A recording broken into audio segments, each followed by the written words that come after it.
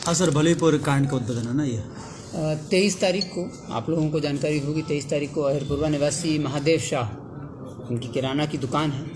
ये अपनी किराना की दुकान बंद करके शाम में अपनी पत्नी के साथ अपने घर लौट रहे थे। इसी क्रम में इनको गोली मार दी गई थी अज्ञात अपराधकर्मियों के द्वारा, जिसके क्रम में इनकी मौत हो गई थी। काफ़ी संवेदनशील घटना थी। इनके पुत्र के द्वारा नगर थाना में FIR दर्ज की गई, लेकिन इन लोगों के द्वारा किसी पर भी कोई शक या किसी प्रकार का कोई प्रश्न नहीं रेज किया गया। हम लोगों को भी घटना बहुत स्पष्ट नहीं हो रही थी। पहले 24 घंटे हम लोग बहुत कंफ्यूज रहे कि घटना है किस प्रकार की, क्योंकि मृतक के साथ उनकी पत्नी भी थी और वो प्रत्यक्षदर्शी थी इस घटना की। लेकिन उनके बीच में और मृतक के बीच में करीब 3 से 4 मीटर का डिफरेंस रहा होगा जब वो वॉक कर रही थी, पैदल चल रहे थे दोनों लोग। तो उनको भी, उनके द्वारा भी जो बताया गया, तो कहीं पर भी ऐसा नहीं प्रतीत हो रहा था कि कोई लूट की घटना हुई है या किसी लूटपाट के क्रम में यह घटना हुई है। तो फिर हम लोगों ने और पूछताछ की परिवार के अन्य सदस्यों से, और जो महादेव साथ है, इनकी व्यक्तित्व के, इनके जीवन के जो अलग अलग पहलू हैं, उनको भी हम लोगों ने उजागर करना चालू किया। उसके 2 दिन बाद भी हम लोगों को स्पष्ट हुआ कि महादेव साहब बहुत ही सीधे व्यक्ति थे और पूरा परिवार ही बहुत ही सीधा था। बहुत ही सच्चे लोग थे ये लोग, और अपना नौकरी, अपना किराना का दुकान था इनका, जाते थे दुकान पर, अपना दिन भर में जो बिक्री हुई शाम में अपना वापस लेके आते थे। जब हम लोगों को इस क्रम में जानकारी प्राप्त नहीं हुई 2 दिन के अंदर कि इनका किसी से कोई विवाद हो ही नहीं सकता है, शहर में कई गुप्त सोर्स भी हम लोगों ने लगाए, तो उस पर पता चला कि इनका किसी से कोई विवाद की कोई संभावना ही नहीं। फिर इनकी पत्नी से और लोगों से दोबारा से पूछताछ चालू हुई। घटना का हम लोगों ने एक लेयर निकालना चालू किया। फिर भी इनकी पत्नी के द्वारा, चूँकि दूरी इतनी ज़्यादा थी कि उनको पता नहीं चल रहा था कि घटना कैसे हुई, लेकिन इतना स्पष्ट हुआ था कि ये दुकान बंद करने के क्रम में 2 लाख रुपये अपने साथ लेके निकले थे और वो पैसा उनके पास था। वो, उस पैसे की लूट नहीं हुई थी, पैसा उनके पास ही था। फिर हम लोगों ने घटनास्थल का भ्रमण भी किया, CCTV फुटेज को देखा, टेक्निकल अनुसंधान किया, और सबके बाद घटना स्पष्ट हो गई है। घटना का उद्भेदन हो गया है। 5 अपराधकर्मी गिरफ्तार हो गए हैं। 5 अपराधकर्मी इस घटना में शामिल थे, वो 5 गिरफ्तार हो गए हैं।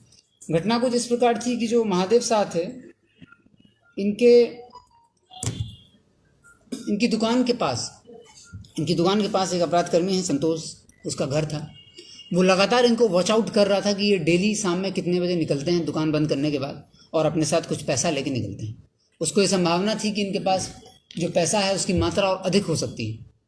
साथ ही इनके घर के बगल में भी एक अपराधकर्मी रहता था, सनोज। वो भी लगातार इनका मूवमेंट ऑब्जर्व कर रहा था कि घर कब आते हैं, दुकान से कब निकलते हैं। इन लोगों ने आपस में षड्यंत्र बनाया कि ये बहुत सीधे व्यक्ति हैं, किराना की दुकान बंद करके कुछ पैसा लेके घर जाते हैं।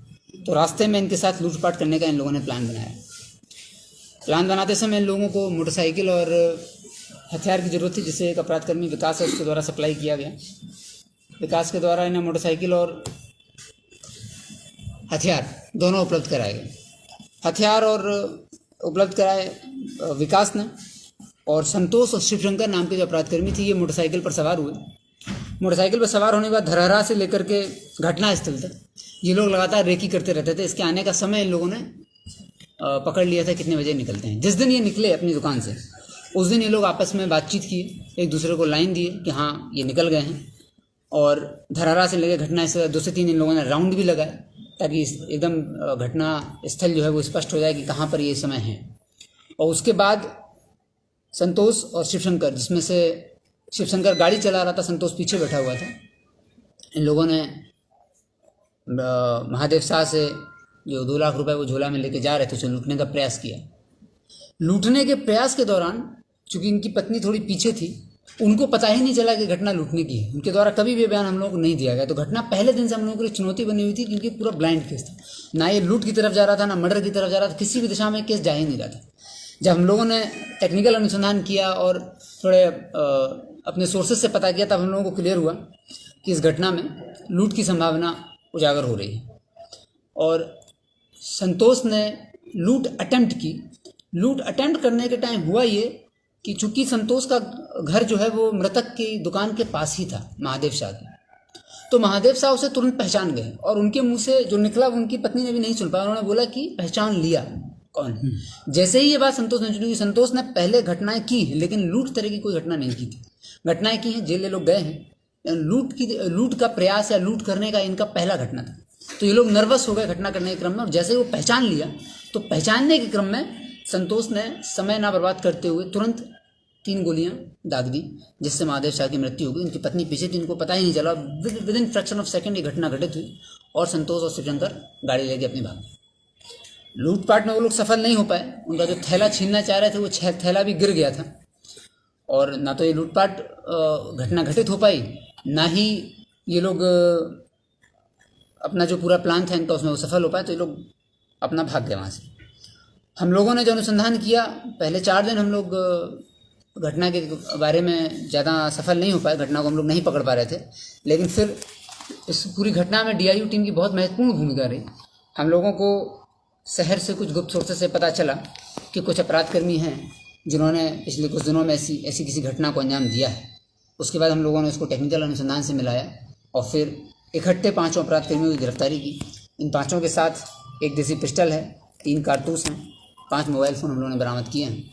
ये सब टेक्निकल अनुसंधान से और इनके स्वीकारोक्ति बयान से पूरी घटना स्पष्ट हो गई है और 5 को आज जेल भेजा जा रहा है। घटना का अनुसंधान भी लगभग समाप्त हो चुका है। सिर्फ हम लोगों को जो पिस्टल हम लोगों ने बरामद की है और जो खोखा घटना स्थल से बरामद है, इसकी जांच हम लोग कराएंगे FSL से, और इसको 15 दिन के अंदर चार्जशीट करते हुए त्वरित अनुसंधान इसका हम लोग कर रहे हैं, और साथ ही त्वरित विचारण भी कराएंगे, स्पीडी ट्रायल कराएंगे और इसको सज़ा हम लोग दिलवाएंगे। केस में DIU टीम में अवधेश कुमार और अविनाश कुमार की बहुत महत्वपूर्ण भूमिका रही है, क्योंकि पहले 3 दिन जो टीम इसमें काम कर रही थी उसको पता नहीं चल पा रहा था। लेकिन इन दोनों के द्वारा जो इनपुट हम लोगों को दिया गया और टेक्निकल काम जो किया गया, उसके आधार पर ही इस घटना का उद्भेदन हो पाया है और अपराधकर्मियों को जेल भेजा गया। सर जो 5 है, एक तो संतोष जो उनके पास था और 4 जो लोग थे, इनका क्या भूमिका था सर इसमें?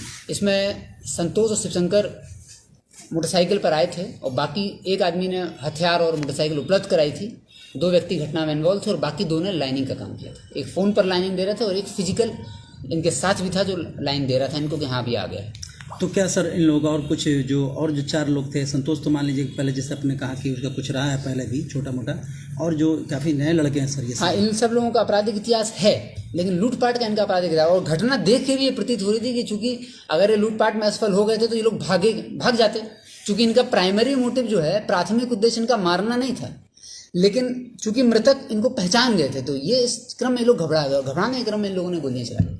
इन लोगों ने पहले कोई लूट की घटना नहीं की है, जो अब तक हम लोगों को जो पता चला है। हम लोग और निकाल रहे हैं इनका आपराधिक इतिहास, हो सकता है कोई घटना की हो। जेल ये लोग गए हैं, लेकिन ट्रैक्टर चोरी या अन्य इस तरह के मामलों में जेल गए हैं। लूटपाट की घटना इन लोगों द्वारा नहीं की गई है, लेकिन अभी हम लोग निकाल रहे हैं, हो सकता है इनका आपराधिक इतिहास और किसी जिले में या कहीं पर निकले।